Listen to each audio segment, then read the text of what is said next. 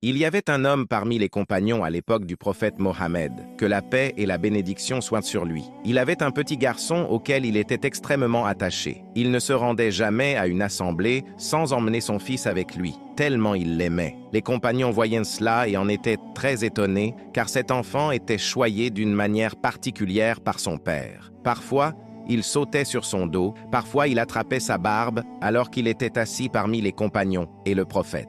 Et le père ne se mettait jamais en colère. Il ne lui disait pas un seul mot, au contraire. Il lui souriait comme si tout son monde se trouvait dans ce petit enfant. Un jour, le prophète Mohammed remarqua cet amour particulier. Il le vit avec son fils et lui dit « Oh une telle, aimes-tu ton fils ?» L'homme répondit par une parole très forte, « Qu'Allah t'aime comme je l'aime. » Les compagnons comprirent alors que ce n'était pas un amour ordinaire, mais que cet enfant était comme une partie de l'âme de son père. Les jours passèrent, puis un jour, cet homme ne vint plus aux assemblées du prophète. Le messager d'Allah demanda, « Où est un tel ? Pourquoi ne le vois-je plus ?» Les compagnons répondirent, « Ô messager d'Allah, son fils unique est mort, celui qui l'emmenait partout avec lui. » La nouvelle frappa le cœur du père comme un éclair. Il resta chez lui, incapable de sortir, accablé par la tristesse et les larmes. Le prophète Mohammed, qui était le plus miséricordieux des hommes, décida d'aller le voir pour le consoler. Il s'y rendit avec quelques compagnons. Lorsqu'ils entrèrent, ils virent un homme dont le visage avait changé à cause de la douleur, assombri par le chagrin, comme s'il avait perdu tout son monde en un instant. Le prophète s'assit à ses côtés pour apaiser son cœur brisé et lui dit « Aimerais-tu qu'Allah te rende ton fils maintenant pour que tu te réjouisses et vives à nouveau avec lui ?» L'homme resta silencieux un moment, regardant le prophète,